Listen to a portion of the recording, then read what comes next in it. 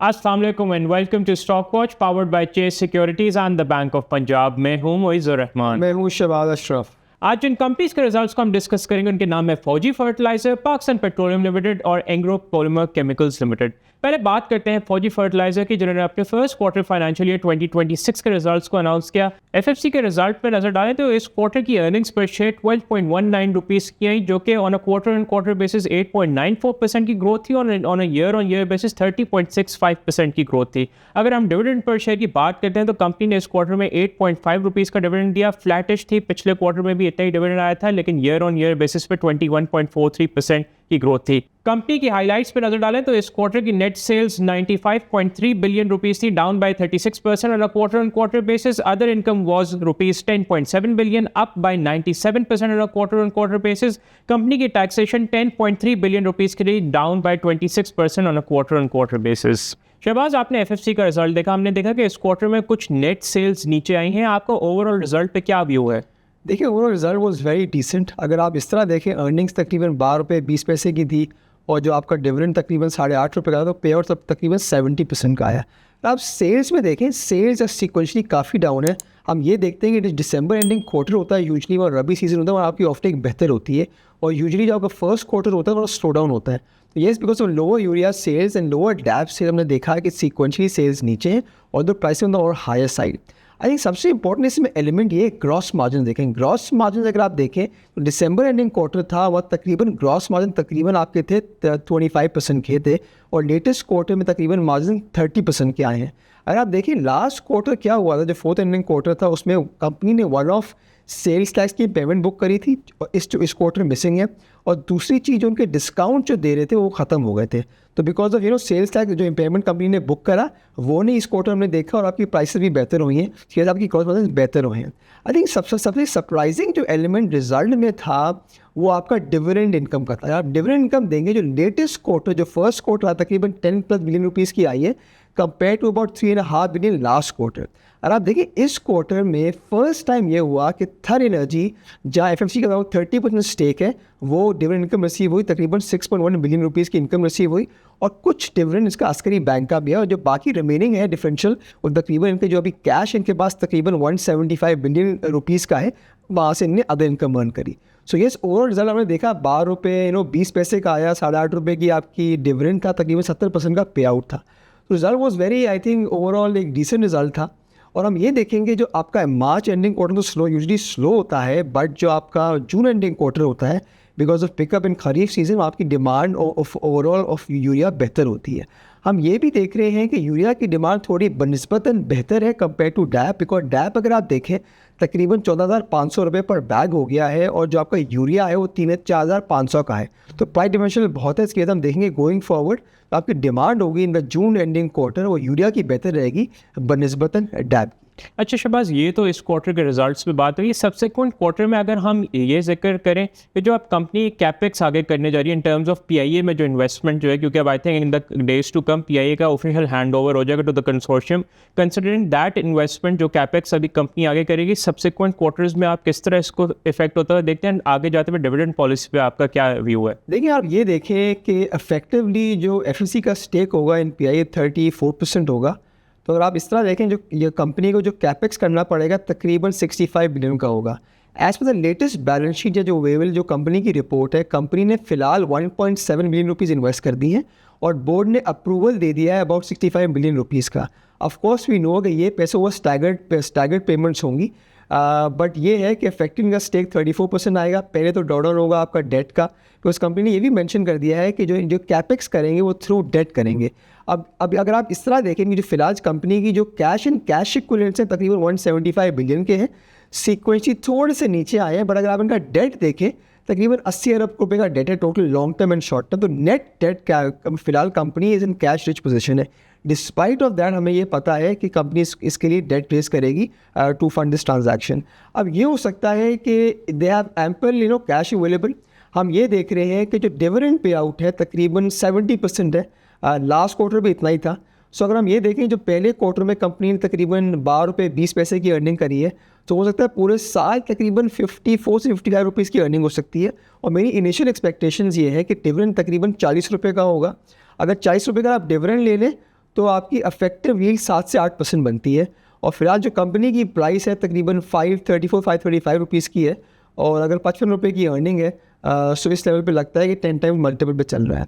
इसी तरह अगर आप देखें जो कंपनी की कंसोलिडेटेड रिजल्ट्स हैं, अगर स्टैंड लोन तकरीबन 55 रुपये की अर्निंग आती है तो कंसोलिडेशन बेसिस पे तकरीबन 65 रुपये की अर्निंग आएगी, तो वहाँ प्राइस टू अर्निंग तकरीबन 9 टाइम्स होता है। सो आई थिंक इवन और effective on yield basis company की जो आपकी जो यील्ड बस एक ओके यील्ड है, और आपकी प्राइस इनपुट थोड़ा ऑन द हायर साइड है। बट अगर आप ये देखिए ओवर द ईयर्स जो best thing about the company ये है कि जिसका ROE है वो 50% है, is a stable company, stable पे आउट भी है। So instead of expecting a very drastic price movement in the stock, हम समझते हैं ये स्टॉक ऐसा है जो आपको एक स्टेबल अर्निंग्स देगा, अर्निंग विजिबिलिटी है, और इसका पे आउट भी 70% रहेगा गोइंग फॉरवर्ड। अगर आपको ये वीडियो पसंद आ रही है तो अभी सब्सक्राइब करें। अब हम बात करते हैं पाकिस्तान पेट्रोलियम लिमिटेड की, जिन्होंने अपने थर्ड क्वार्टर फाइनेंशियल ईयर 2026 के रिजल्ट्स को अनाउंस किया। इस क्वार्टर की अर्निंग्स पर नजर डालें तो ये ₹7.63 की आई, which are up by 2.2% on a quarter on quarter basis, but down by 4.7% on a year on year basis.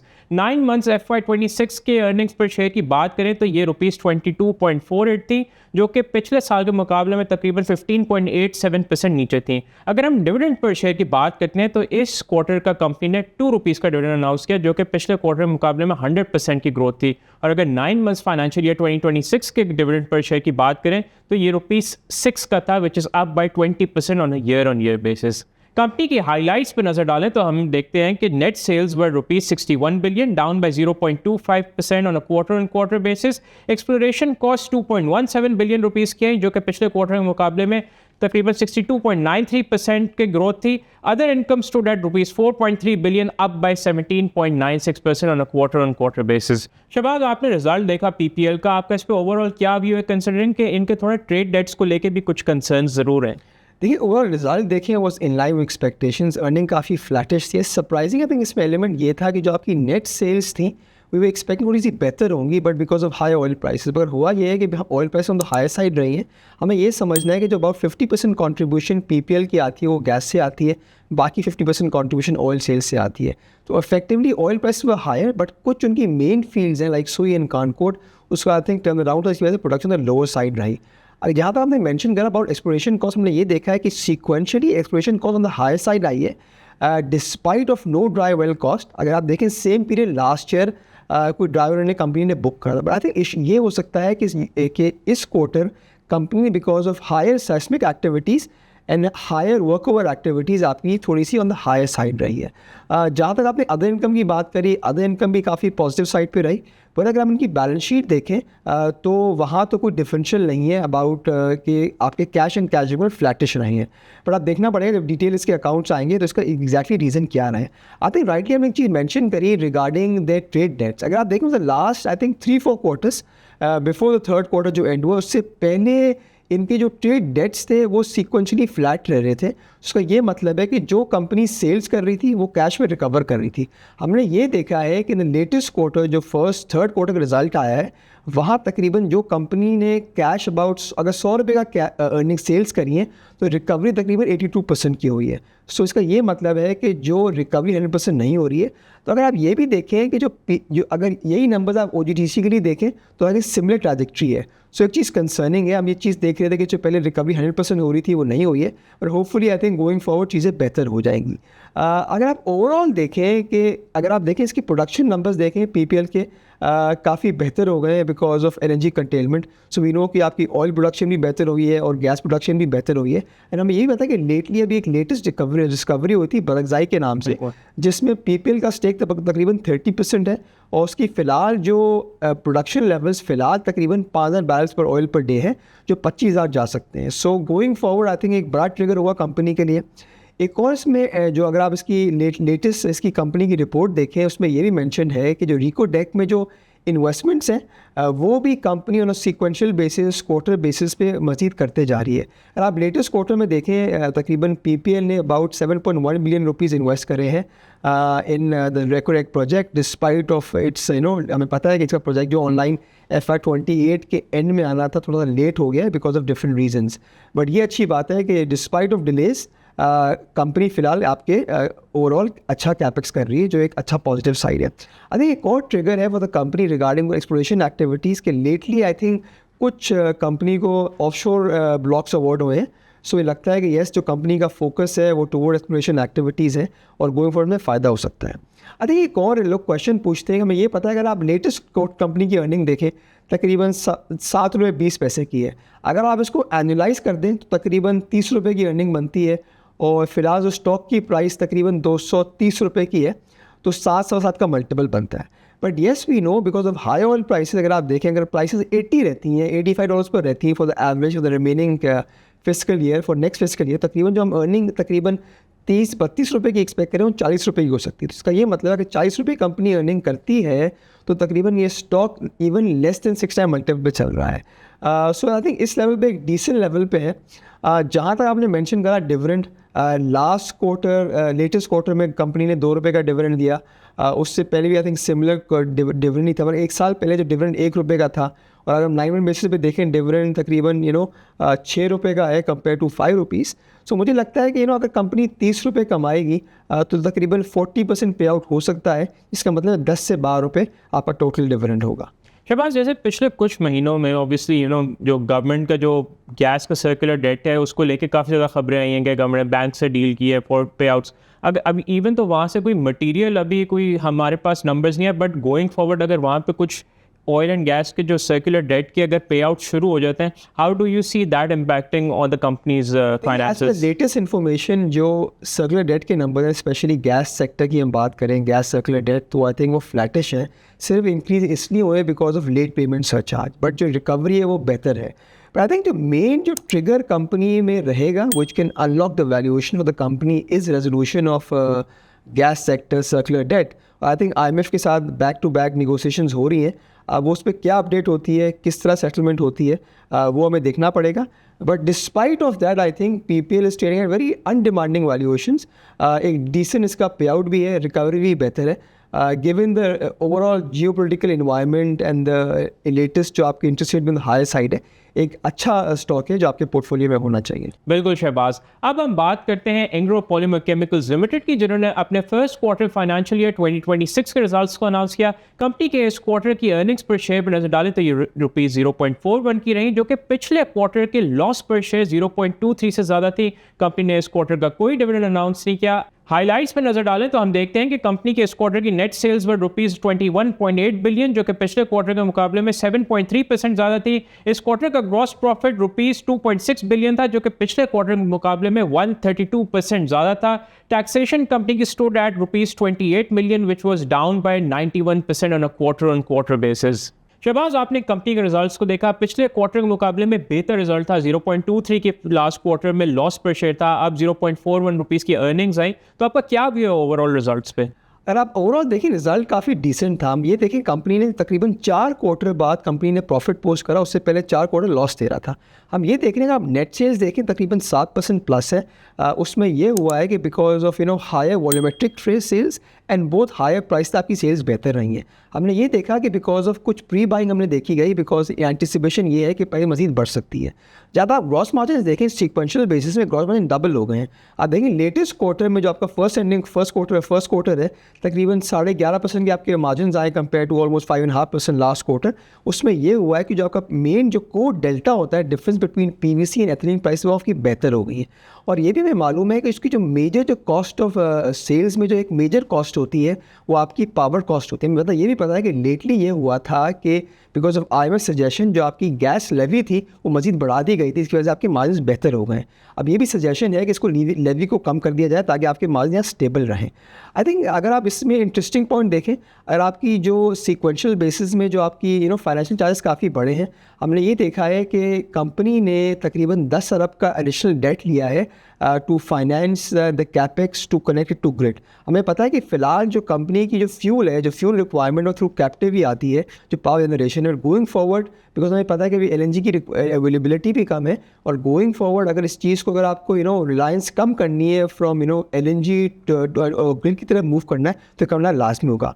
आप इस तरह देखें कि जो फ़िलहाल जो पावर कॉस्ट है because of higher taxation on gas and high LNG prices, वो तकरीबन 47 रुपीज़ की। अगर ये चीज़ आप ग्रिड से लें तो तकरीबन 30% कम होगी, तो सेविंग काफ़ी मज़ीद बेहतर हो सकती है। और अगर आप ये देखें, ये अभी फ़िलहाल ये company is part of Engro group, and Engro is trying to sell it to the Lotte company, which is backed by Chisti Group, right? Yeah. So हो सकता है कि ये ट्रांजैक्शन जब होगा, सो कंपनी फ़िलहाल ये डेट तो ले लिया है, बट इट ऑल डिपेंड्स कि गोइंग फॉरवर्ड ये ट्रांजैक्शन कब कंप्लीट होता है, उसके बाद ये पता चलेगा अब अगर ये कैपेक्स होता भी है तो इट विल टेक टाइम। सो अगर आप ओवरऑल देखें, रिजल्ट तकरीबन 40 पैसे की अर्निंग आपकी आई है। अगर कंपनी ग्रिड्स फ्रॉम गैस से कैप्टिव से ग्रिड की तरफ चले जाती है तो तकरीबन एनुलाइज बेसिस पे तकरीबन कंपनी को 1 से 1.5 रुपये का फ़ायदा हो सकता है। सो फिलहाल कंपनी की प्राइस तो आई थिंक 30-35 रुपये की प्राइस है आपकी। अगर ये कंपनी आप समझें 3-4 रुपये भी अर्निंग करती है on the best case scenario, तो फिलहाल I think trading at a multiple of 10 times. I think lately ये देखा है कि स्टॉक में काफ़ी अच्छी एक्टिविटी हो रही है। उसमें यही हो रहा है कि अगर ये फाइनली ये स्टॉक, अगर ये कंपनी बिक जाती है to Lotte Chemical, so it's could be a trigger for the company. अच्छा, अगर ये एक्विजिशन कंप्लीट हो जाता है तो ऑब्वियसली जो इसके प्रोसीड्स आएंगे उसका इन जनरल एंग्रो पे आप क्या इम्पैक्ट देखते हैं? देखिए, एंग्रो आपको पता है कि एंग्रो का जो focus is more towards tower business, तो वो मोस्ट प्रॉब्ली वो भी उस तरह कैपेक्स कर रहे हैं, तो उसमें हो सकता है कि भी उन्होंने डेट भी लिया है, तो कुछ ये पैसे डेट के लिए दें टू पे ऑफ द डेट, या कुछ रियलाइजेशन ऑफ प्रोसीड्स हो for equity purposes for investment in the tower business. I think एक जो कंसर्निंग है फॉर एंग्रो पॉलीमर कंपनी वो ये है कि एंटी डंपिंग बहुत होती है, डंपिंग बहुत होती है फ्रॉम वेदर, बिकॉज हमें मालूम है कि ये कंपनी PVC बनाती है और ये हाइड्रोजन पेरोक्साइड भी बनाती है, जहाँ तकरीबन 32% का मार्केट शेयर है। But dumping when it comes to hydrogen peroxide वो बांग्लादेश से बहुत होती है, चाइना से बहुत होती है, और जहाँ PVC की बात करें वो भी चाइना से बहुत डंपिंग होती है। सो एक कंसर्निंग फैक्टर कंपनी के लिए जो काफ़ी सालों से है और वो रह भी सकता है वो डंपिंग है। इसका ये मतलब है अगर डंपिंग बाहर से चीज़ आ रही है लोअर कॉस्ट, तो प्राइसिंग पावर थोड़ी लिमिटेड हो जाती है, इसकी वजह से मार्जिन थोड़े हर्ट हो सकते हैं।